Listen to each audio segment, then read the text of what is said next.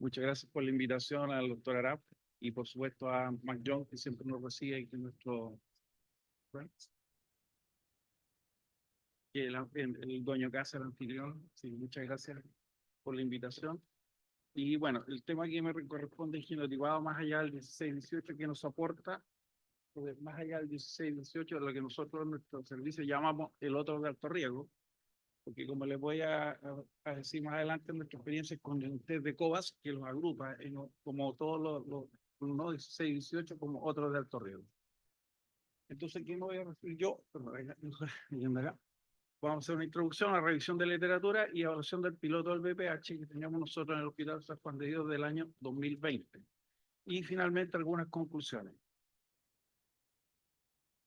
Como introducción, decimos ¿cierto? Que el cáncer cervicuterino es un cáncer prevenible y curable con detección temprana y tratamiento oportuno, que es el cuarto cáncer más común en la mujer en el mundo y que globalmente mueren, ¿no es cierto?, 846.000 mujeres todos los años. Y también afecta, ¿no es cierto?, a las poblaciones más rurales, desposeídas y más alejadas, digamos, de los centros urbanos. Y por eso también afecta a mujeres jóvenes. En Chile tenemos que hay 750 muertes por año. Eso está más o menos estabilizado y hace tiempo que vengo escuchando eso. Son 1.500 casos nuevos todos los años y el programa está actual, digamos, está basado en la citología desde el año 1987. También del 2005 es parte del GES, que eso nos da garantía, ¿no es cierto? Garantía de tratamiento, de oportunidad, de calidad.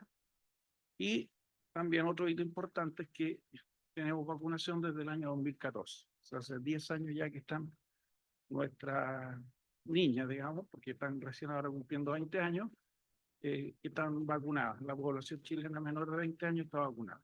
Y esto es lo que no les quiero mostrar yo, el piloto del BPH, que partió, ¿no es cierto?, el 2019, y nosotros estamos participando del año 2020. Como ven, la mortalidad, ya recordó la mortalidad, se ha mantenido estable en los últimos años.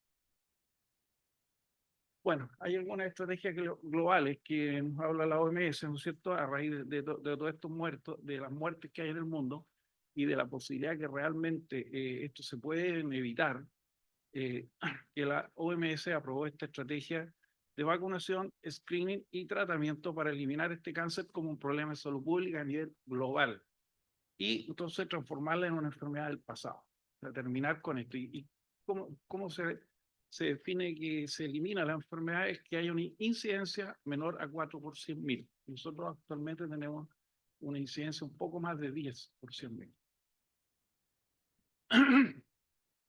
Pero entonces, hablando del test de BPH, tenemos esto que el test elegimos, que nos el test de screening, que nos dice la OMS, nos dice que hay evidencia, ¿no es cierto?, para el PAP, que sirve, también, si quisiéramos hacer spectroscopía, también nos sirve, y también el test de BPH son todos test útiles, pero lo que dice la OMS, que todos los países deberíamos transitar, ¿no es cierto?, hacia el BPH lo antes posible.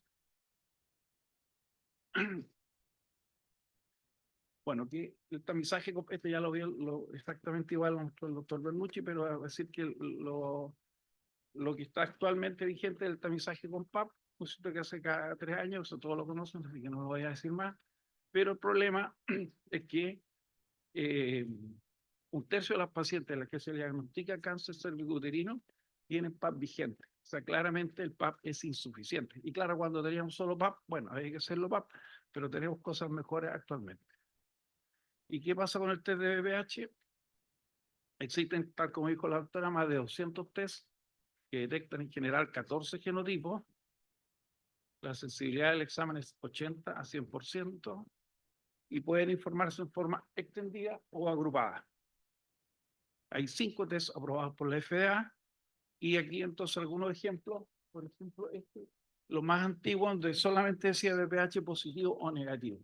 Y después, el segundo, que es el que nosotros usamos, que es el COVAS, este test informa 16, 18 en forma separada y los otros 12 de alto riesgo agrupados, que serían los otros de alto riesgo. Y después hay otro, por ejemplo, el de ella, donde informa detalladamente cada uno de los genotipos. ¿Cuál es la diferencia entre el tamizaje con BPH y citología? Uno es la sensibilidad, ¿no es cierto? Que la sensibilidad de la citología entre un 40 y un 50% y el BPH más del 90%. El BPH negativo, o sea, perdón, el valor predictivo negativo en la citología es baja y en el BPH es muy alto. O sea, si tú tienes un BPH negativo, la probabilidad de que tenga enfermedad es muy baja. La toma de muestra de operador dependiente en el PAP hay que apuntarle y en el BPH puede ser mucho menos dependiente, incluso, como dice la doctora, puede ser autotoma. Y en el procesamiento también requerimos, ¿no es cierto?, en el citólogo experto y el TDBPH en el fondo, claro, hay que procesar las muestras, pero es un proceso automático, es una máquina. Y la positividad, eso sí es importante, ahí está la diferencia, ¿no es cierto?, que en la citología es alrededor de un 1,5, un 2% que requieren ir a colposcopía en pacientes mayores de 30 años y en el TDBPH la positividad es un 12%. Entonces, aquí, esto es los genotipos de VIH y la atribución en cáncer cervicuterino. Entonces, el azul es cuánto cáncer se le atribuye a cada VPH. Entonces, aquí vemos el 16, el primero, que es responsable, aquí no alcanzo a ver, pero es alrededor de un 60% de los cánceres son atribuidos al VPH16. Fíjense la magnitud de la potencia de ese virus, digamos, la carcinogenicidad. Y seguido por el 18, que es solamente responsable de un 15%. Y después viene todo el otro grupo, que es el que me encomendó el doctor Arau, que son los otros de alto riesgo. Y ahí aparece el 45, el 33 y otros, pero que no son responsables de más del 4% de los cánceres cada uno de ellos. Y acá, en esta otra tabla, se ve esto de la variabilidad en las distintas, como todas las infecciones, pues aquí en todas las regiones no es igual, ¿no? O sea, por ejemplo, el 16 en un lugar puede ser responsable del 60% y en otras áreas geográficas del 50%. O sea, para tomar decisiones de qué VPH vamos a estudiar, deberíamos saber cuáles son los que nos afectan a nosotros. También hay información en Chile donde también el 16 y el 18 son responsables alrededor de un 80% de los cánceres y después el tercer lugar sería el 31%. Pero esto es una cosa antigua y pocos casos. Y acá hay otra tabla de la importancia relativa a los virus en la carcinogénesis. Entonces igual acá se ve mejor el VPH16, un 62% de los cánceres están relacionados con el VPH16, un 15% con el 18 y el otro grupo de un 4 hacia abajo. Entonces, ¿qué tenemos? Esa es la prevalencia.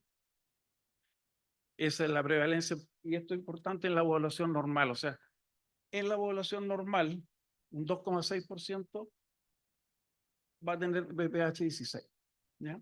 Un 1% VPH 18 y el resto que sale acá, o sea, el 3,6 entre los dos primeros, son responsables del 78% de los casos y el 9%, que son el resto de los que nos van a salir positivos, que son este grupo de otros alto riesgo, son responsables del 22% de los casos.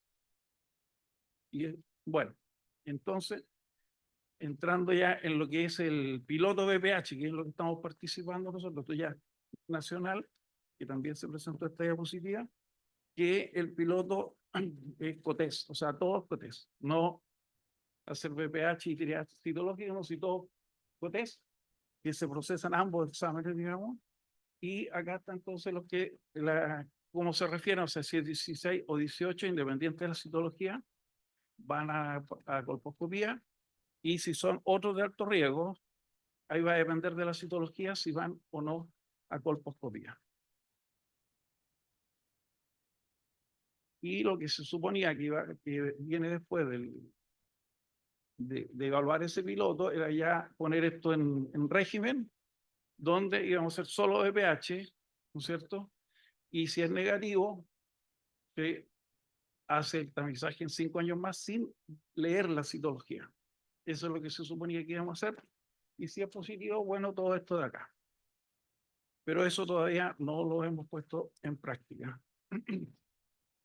Bueno, estos números son de nosotros, del Hospital San Juan de Dios, y estos datos lo obtenemos del sitio web, que yo les quiero mostrar, no sé si ustedes conocen esto, pero, por ejemplo, cada paciente tiene su historia. Por ejemplo, acá en la primera, acá al lado derecho acá de la pantalla, hay una paciente que en el 2020 se le hizo un COTES, por cierto, citología que salió negativo y un BPH que salió otro de alto riesgo positivo. Entonces, esta paciente que tiene citología negativa y BPH negativo, o sea, otro de alto riesgo, se repite al año el COTES. Ya se repitió el COTES, triple negativo y la paciente no va a compartir. A este otro lado, una paciente que salió igual, otro de alto riesgo positivo con citología negativa, al año se repite la citología. Por norma debería ser un BPH también, pero no siempre está disponible. Y salió entonces un atípico, va a biopsia y salió un NIE3. Esos casos individuales, pero para mostrarles. Después, entonces, considerando los resultados de entre el año 2020 y 2022. Entonces, acá el número de test que hemos hecho en el hospital, total 30.000, 16.767, que son 2,5 tal cual como está reportado en la literatura mundial. 2,5% de los test sale 16. Y 18, 0,9, que corresponde también a lo reportado en la literatura mundial. Otro de alto riesgo, que es el gran grupo, 9%. Y esto es lo que está publicado en lo anterior, que corresponde a lo que pasa en el resto del mundo. Entonces, la vida, permiso.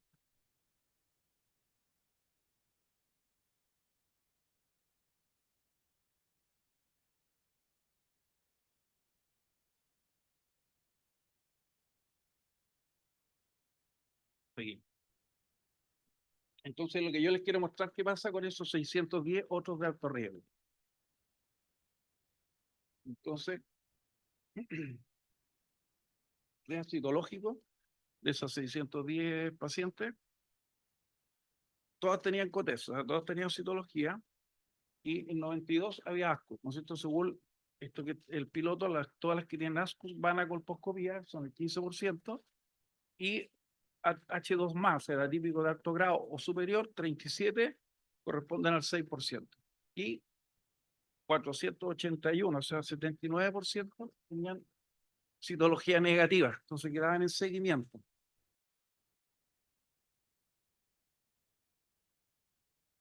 ¿Qué pasó con los que tenían entonces BPH otro alto riesgo? Y ASCUS, un 20 pacientes, tenían 20 pacientes de alto grado y de las que tienen citología alterada, 19, o sea, un 50%, claro, pues si tiene citología alterada y BPH, un 50% tenían lesiones de alto grado. Y había un caso de cáncer invasor en una paciente que tenía un PAPNIE2 y virus otro de alto riesgo. Entonces, acá, ¿qué pasa con las pacientes que tienen citología normal? O sea, eran BPH, otro de alto riesgo y citología normal. Según el piloto, esas pacientes al año tienen que hacerse una citología y un BPH. Pero la mayoría, cuando iban a control, no estaba el test de BPH porque no está disponible siempre.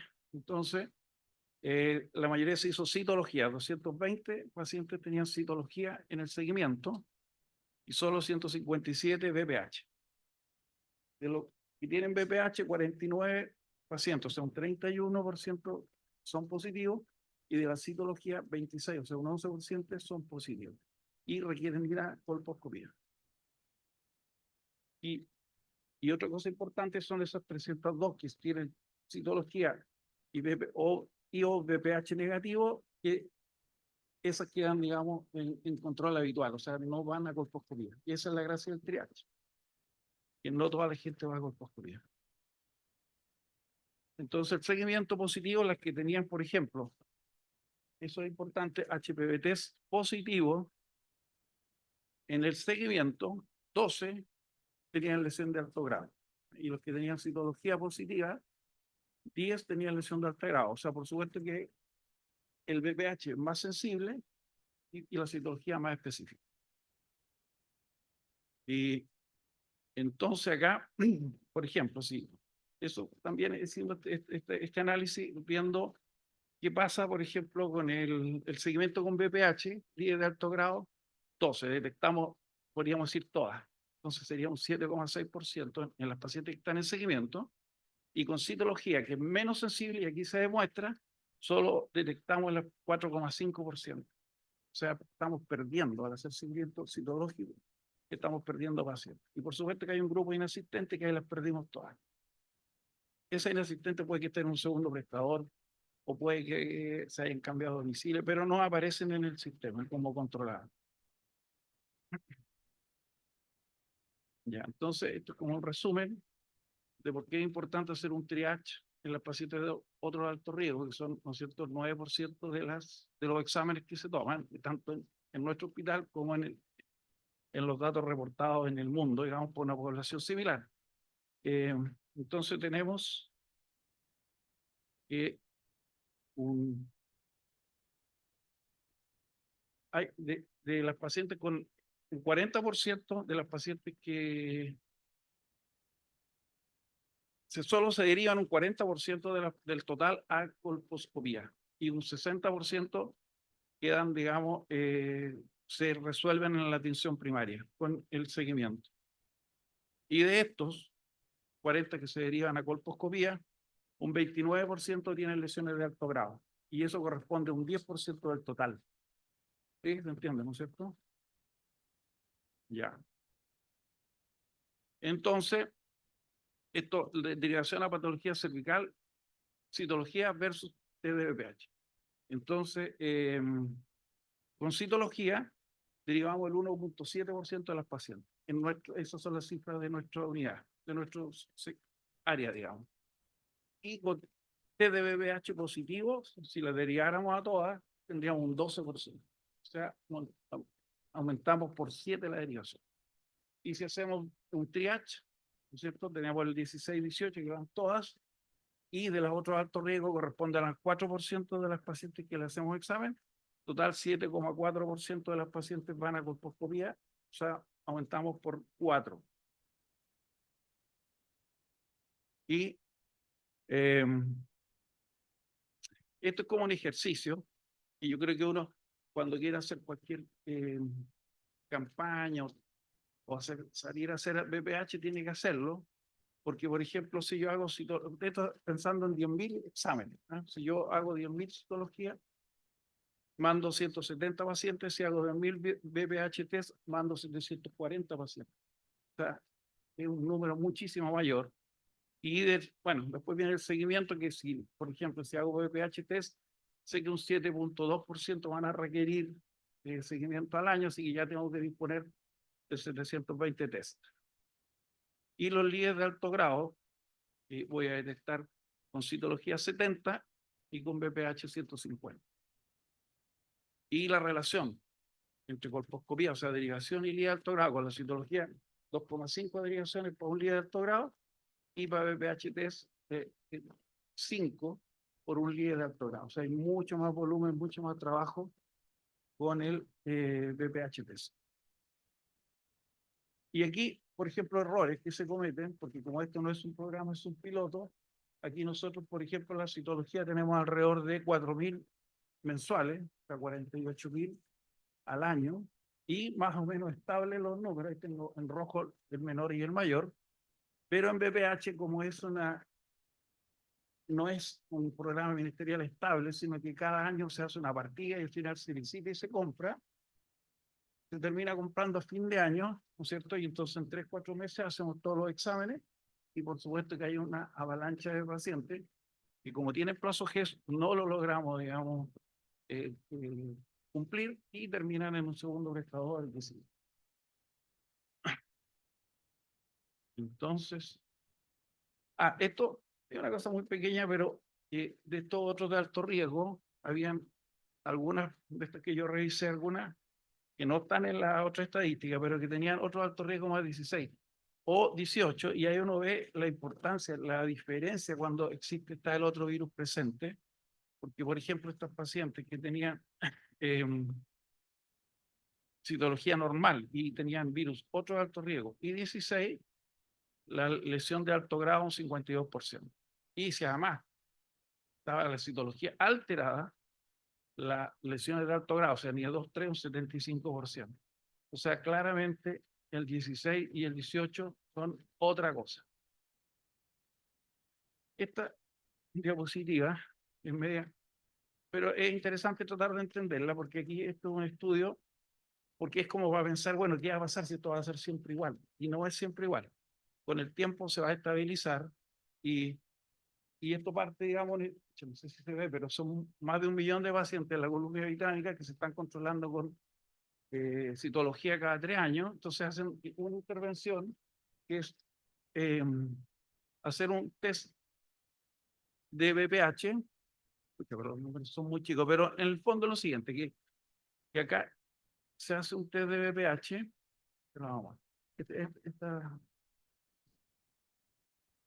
pero se hace un test de BPH, entonces salen muchos positivos, pero después en el seguimiento, ustedes ven el azulito, en la siguiente test salen menos positivos, y el rojo, que es el grupo que se hace solo citología, sigue mucho más arriba que el otro. Entonces la curva, que es el azul, la verde y la roja, que es el azul de BPH, 1 o 2 BPH, y la verde solo 1, se va alcanzando con la roja. O sea, al final, con el tiempo, los números de derivación va a ser igual, porque a la paciente que tú la sacaste con el BPH, la probabilidad que la tengas ¿cómo se llama? Que la tengas que enviar a futuro es muy baja. ¿Ya? Así que,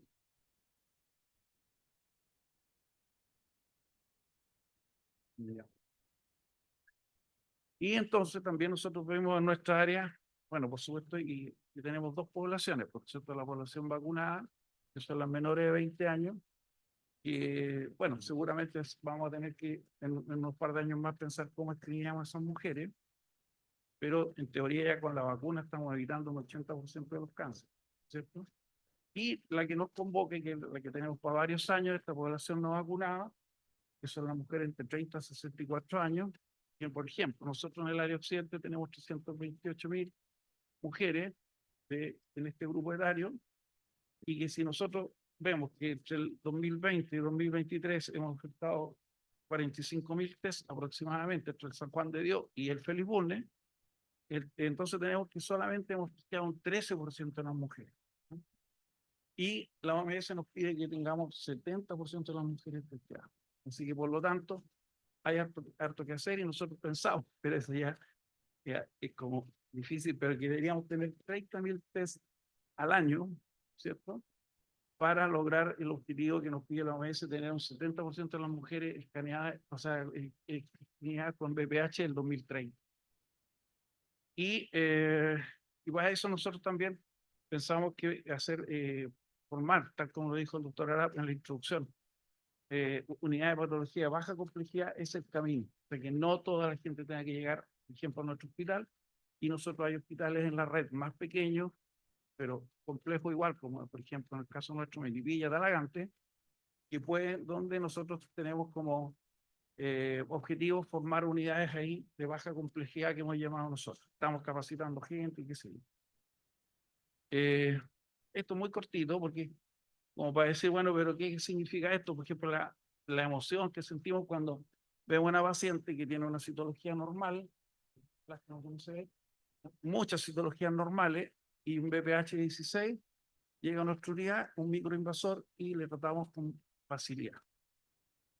Entonces, las conclusiones, el tamizaje con BPH duplica el diagnóstico de la liga de alto grado en población no vacunada, duplica el diagnóstico.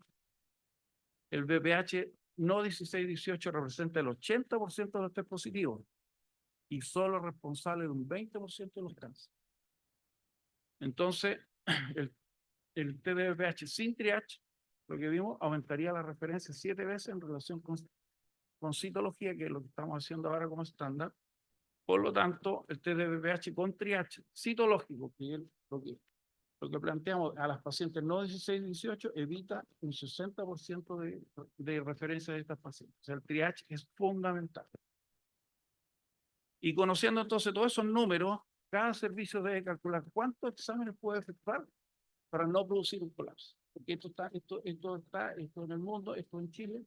Entonces, si yo digo, ya quiero hacer 10.000 BPH por año, tengo que tener tantas colposcopías. O sea, no voy a hacer 10.000 y si no tengo las colposcopías, va a quedar el colapso. Y lo otro importante es que las tasas, eso pensando en el futuro, las tasas de referencia disminuyen significativamente después del aumento inicial. Así que no va a ser siempre igual, tenemos que aguantar este tsunami, como dice el doctor Sánchez, y después va a ser más calmadito. Y esto sería lo último, que nosotros digamos que la idea es poder eliminar la muerte por el cáncer cervicouterino y lo podemos hacer. Eso es. Gracias.